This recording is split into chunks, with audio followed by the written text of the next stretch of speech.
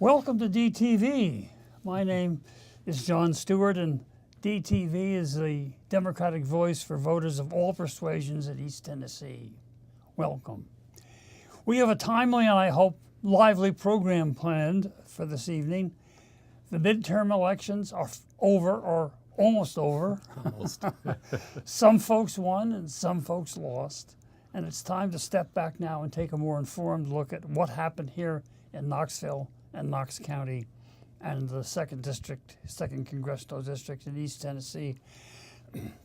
And what do these results portend for the future? That's a really key question. Dr. Mark O'Gorman, who's a professor of political science at Maryville College, is going to lead us through the returns. He's examined the numbers with a magnifying glass and has some interesting findings to share with us.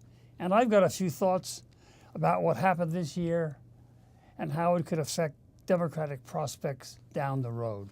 So, enough of this. Let's get going. Mark, what results really caught your eye? What are the key headlines for the Democrats? Well, first, John, thanks so much for this opportunity to be with you and speak on DTV. Just very briefly, nationally, Democrats, I think, need to be very pleased. The fact that the U.S. House of Representatives flipped majority party. It will be Democrats in 2019. As of right now, it looks like about 40 seats flipped or changed hands from Republicans to Democrats, and so that's always a good thing. More locally, not only just nationally, but here in East Tennessee, there was an incredible number of Democratic challengers, but not only that, a number of high quality, excellent Democratic challengers. What that did is two things. What it did is made sure that the Democrats had a good slate of basically A-level candidates, which allowed them to bring resources and volunteers. What I also think it did is it also put the Republicans on the defensive.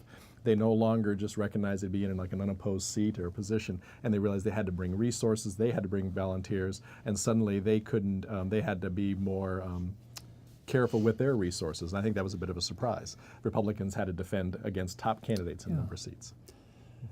And that, I mean, I think that was really striking, the quality of the Democratic candidates this time around. That's right. They really were terrific. That's right. And some of them lost.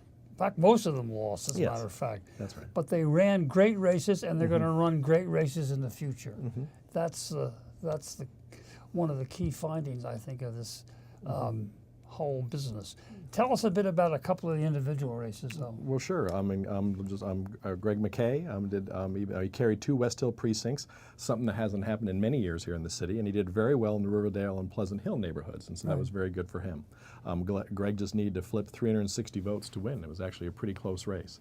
Obviously, we have Gloria Johnson doing very well, and Gloria Johnson winning. That was the surprise of the evening, I think, the fact on election night, the fact that we thought it was going to be a close race like it was in the past, and suddenly there she was early in the evening. So I mean, that's really something to think about.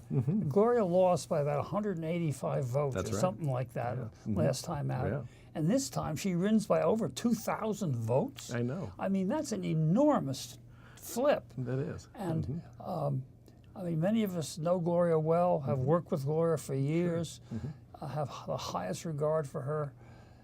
She's a terrific candidate, but still, what happened? Well, a great question. I think a couple of factors. One is the fact that I think Gloria was kind of a symbol of just so many of the high-quality, high-energy candidates that were out there. And so because she was probably our most A-team candidate among the local Democratic candidates, I think a lot of people came to help her. In addition, I think just Democrats were energized. This was the most energetic they had been in years. I think a number of issues related to maybe even a reaction to President Trump. But I also think it was more fundamental. I think Democrats in East Tennessee just wanted to make sure they were competitive. They no longer, they realized after the 2016 election that they just didn't want to sit on their hands and let things happen. They wanted to be involved in the process.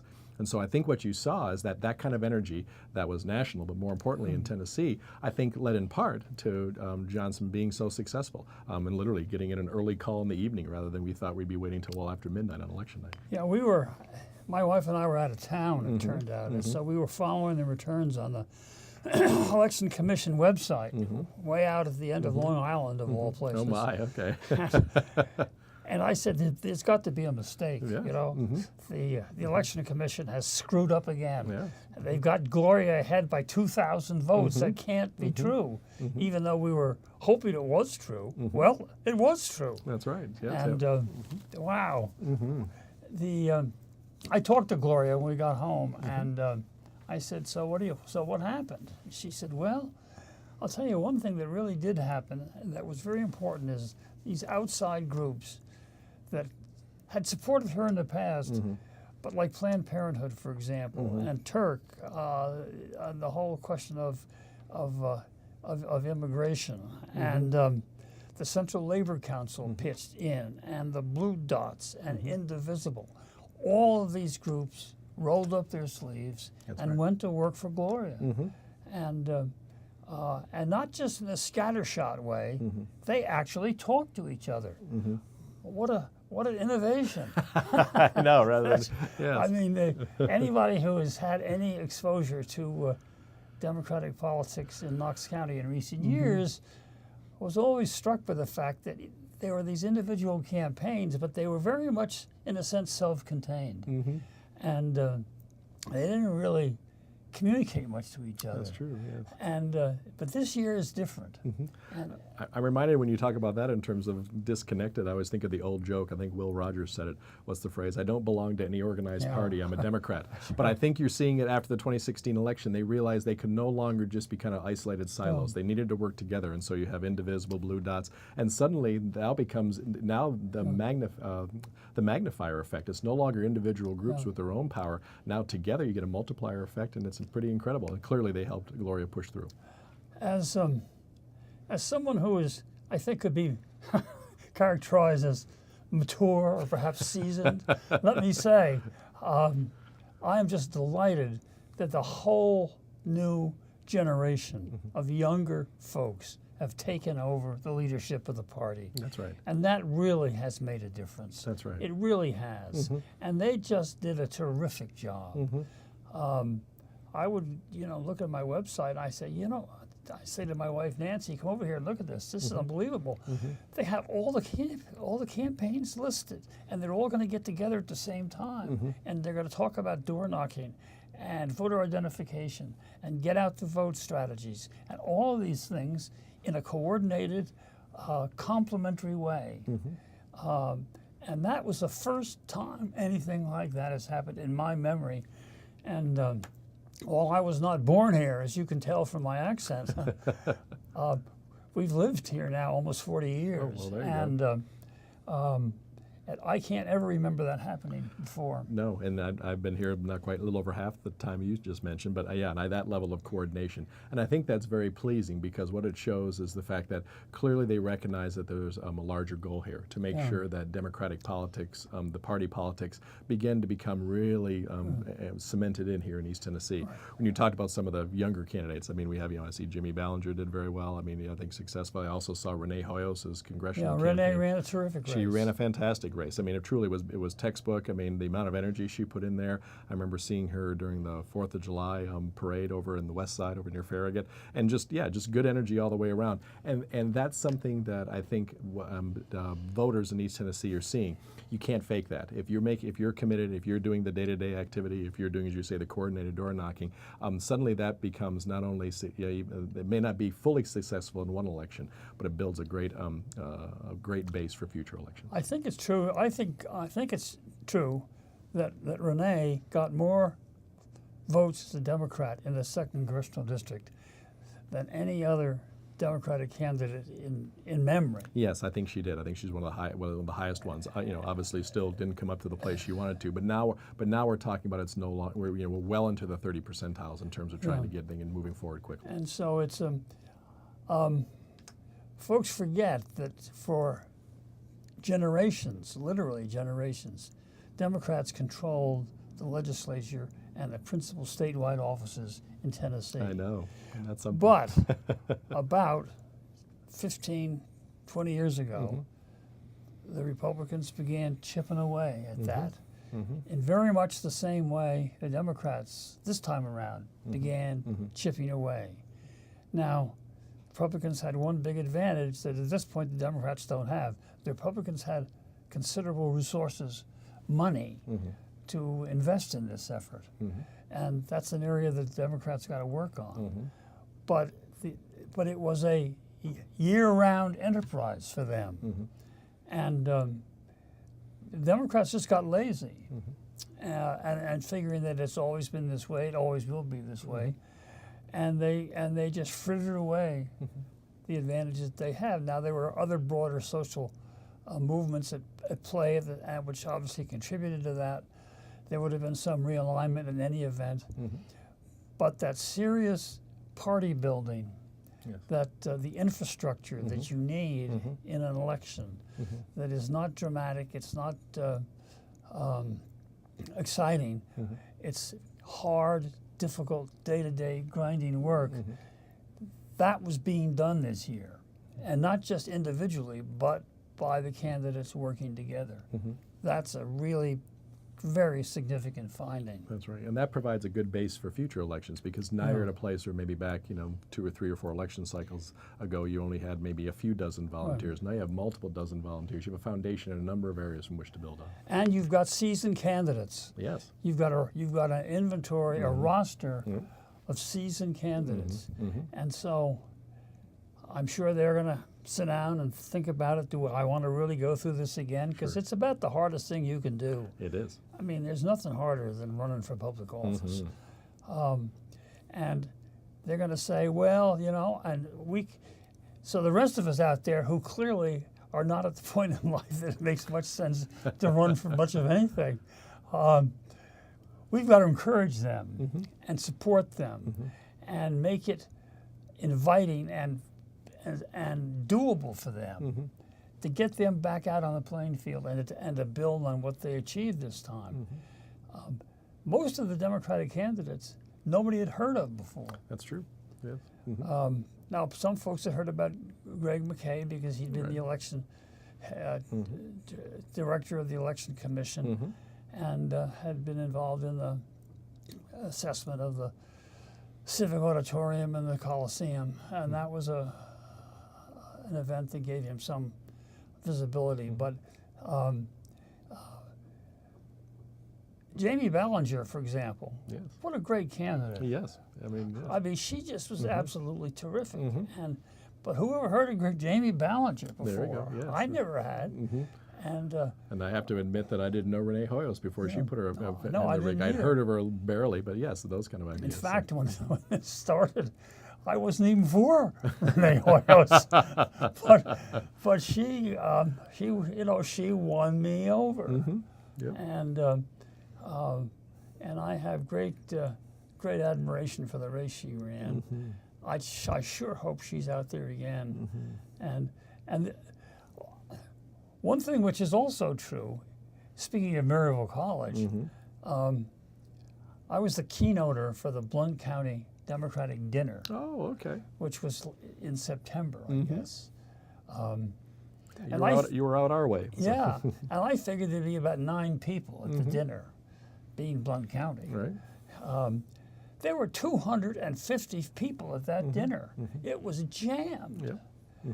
And there was enthusiasm, and there was activity and commitment.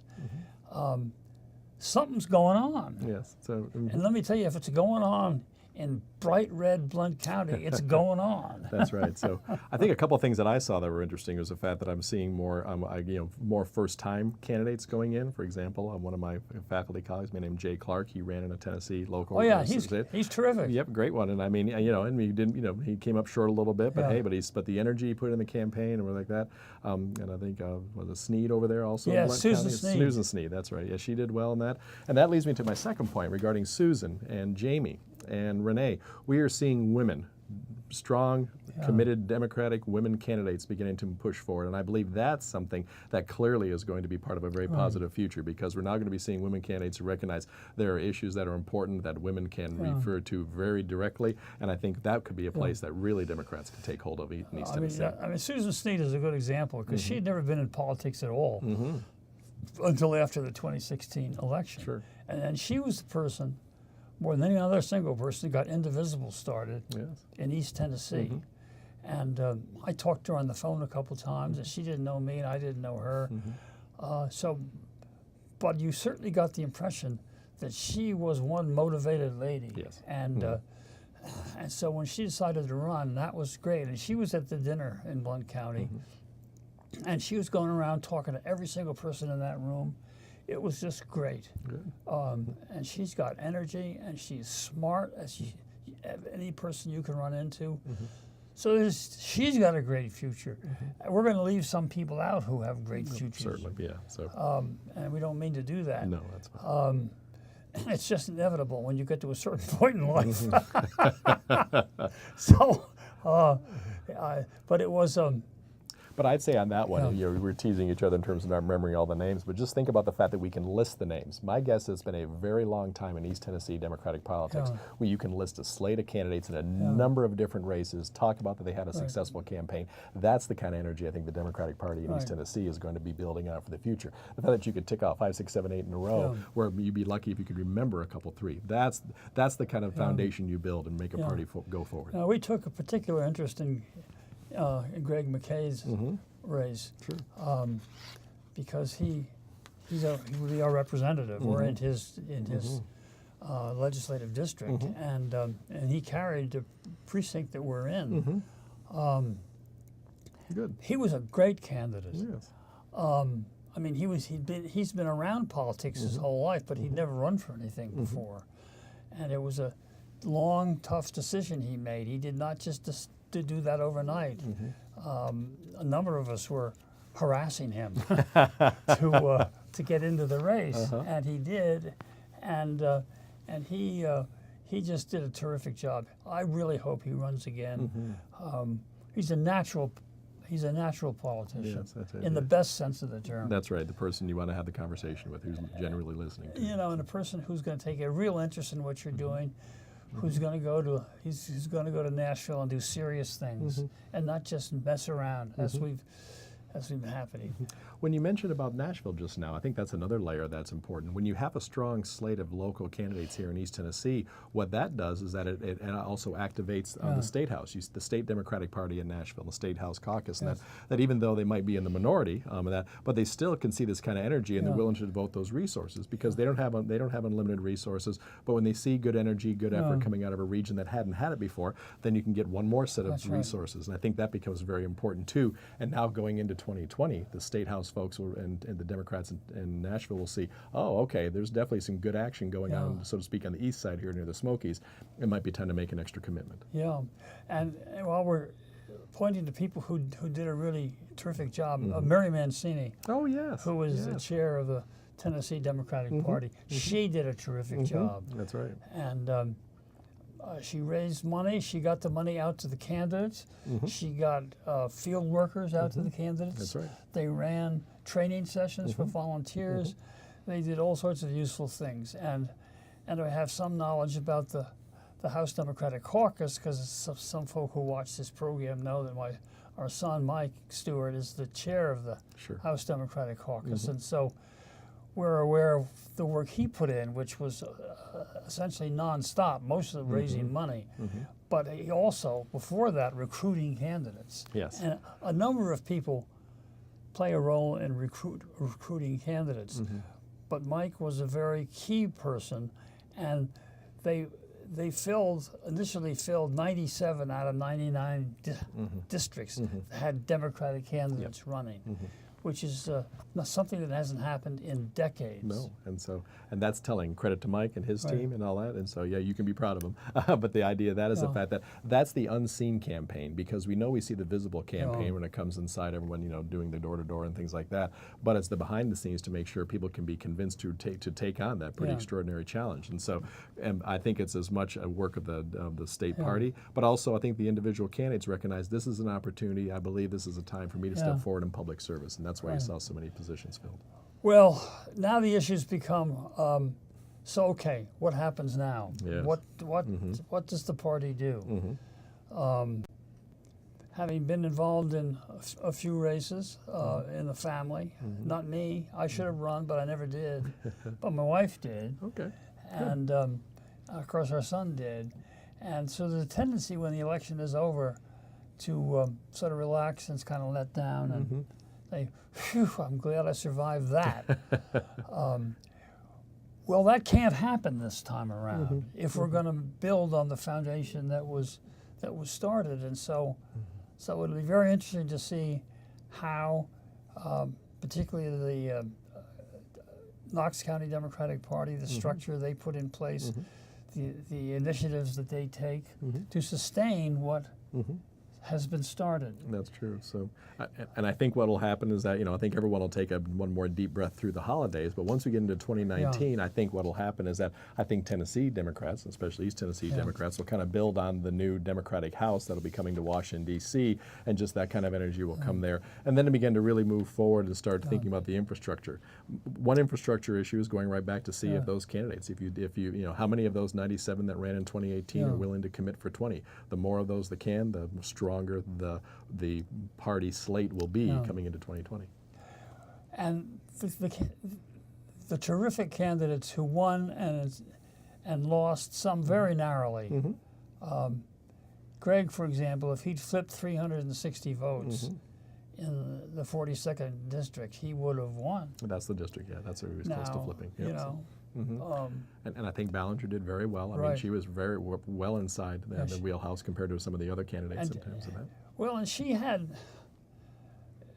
a tough race because her opponent, while he has got problems in some areas, in some other areas he's been reasonably progressive, and health in particular. He's been one of the few Republican voices pushing for expansion of Medicaid, and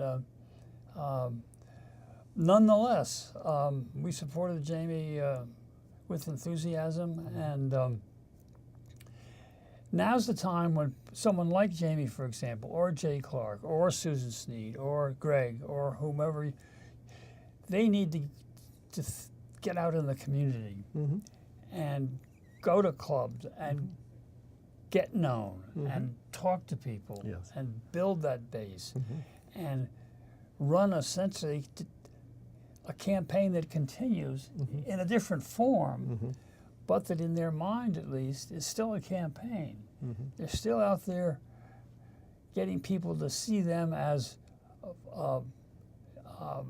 suitable and skilled representatives of them in the legislature, and that's just got to go on year round. That's right, and I think there are issues that are available for all of those candidates. I believe we still have issues related to health care, making sure that we try to protect the health care and health care expansion. I think economic development, whether it's in rural or urban areas, is something that Democrats can be just as activated on as Republicans, and so I think that's a good sign. So, an issue focus. And I mean, and groups like, for example, even though they are 501c3s and really can't get into the partisan dimensions of this, but like the Tennessee Justice Center on the health front, they're sponsoring an event in Nashville on January 7th when the legislature returns, and they're hoping to have a really good turnout of people to indicate to the incoming legislature that the fight to expand Medicaid goes on, and we've got examples now of about 4 or 5 more Republican states have decided to expand Medicaid, and it's still an uphill climb. Unfortunately, the governor doesn't seem to understand what it's all about. During the debates and so forth, he came up with some very peculiar answers as to why he doesn't support Medicaid expansion. Hopefully, folks of more perception and intelligence and will counsel with him and make him more of an ally on that issue. It's really not hard. I mean, you've got 300,000 of your neighbors who don't have health insurance who could have it. Plus, the state could be getting a $1.2, $1.4 billion a year to support that. Now, why wouldn't you want to do that? For the life of me, I do not understand why you wouldn't want to do that. The economic impacts of it are very significant. You've got rural hospitals closing. Yes, that's the real key. That making sure that would come to an end. Yep. You've got towns that are essentially without a future because they have no hospital. And that's a phrase that I'm hearing more and more now. Instead of food deserts, health deserts. The idea is the fact that literally a county does not have a good hospital or a good clinic. And that's just something that just shouldn't exist in any state, including Tennessee in the 21st century. So anyway, we are somewhat afield from the election results. Well, issues matter. So. Yeah. But we've got about 3 minutes or so to go. Sure. And so, Mark, what are the real takeaways that you would like our viewers to have when they think about this and look to the future? Right. And I realize there may not have been all the victories that they wanted on election night among Democrats. That clearly, Gloria, but maybe not as many others as they wanted to. But as you were good about mentioning, 97 out of 99 in the counties had high-quality Democratic candidates. There's an entire infrastructure of both personnel and resources available that was created leading up to the 2018 election, and that I think is ready in a moment's notice, almost like the Minutemen, to kind of step forward again and run forward to 2020. And so that's the kind of excitement and energy that I think is really going to be very much in play starting in early 2019 as we begin to kind of start winding up again for the 2020 elections. Yeah, and I think it's very interesting to watch the first few months in 2019. That hopefully you'll see some of these same groups coming together again. That's right. And saying, all right, now let's start working now for the elections in 2020, because it's really not too soon. No. The time flies by, and the one area that Democrats still have to work on is getting the resources they need to really fund campaigns at a level that would be very, very significant, both in media outreach, direct mail, cards, field workers. That's right. So, all of those nuts and bolts kinds of things. I mean, the Republicans, they dumped $800,000 to beat Gloria in 2016. $800,000. Well, they couldn't do that this year because there were too many other good candidates that they had to deal with. That's right. But that gives you some dimension of how they can marshal dollars. That's right. And Democrats really need to work on that. What's also, I think, helpful is the fact that all the different groups you talked about, whether it's Indivisible and Blue Dots and that, I believe they have some good 21st century strategies. The ability to use social media, that, literally 20 social media postings can be almost as helpful as any, kind of primetime ad. And they have those strategies in place, which I think can amplify their message as much as possible. And that's going to help going forward. That's right. There's no doubt about that. It's the whole social media world, which for some of us is a new world. But for many of the people who were so important this time around, it's not a new world. True. It's something they've grown up with, and that gives them a real advantage in terms of using it creatively and factoring it into what they're planning for the future. Indeed. So it's a real opportunity, which I know we've got the people and the capacity to take advantage of that. Yep, I think the Democrats could have a good year in 19 and a better year in 20, building on this good work from last fall. Well, we should, and we should celebrate the two victories we had, Gloria Johnson and Rick Staples here in Knoxville. They are effective and important and contributing members. And next week, DTV is going to be back here again with another terrific show, believe me. And so, good night. Glad you were with us for Democratic Television in Knoxville. Bye-bye.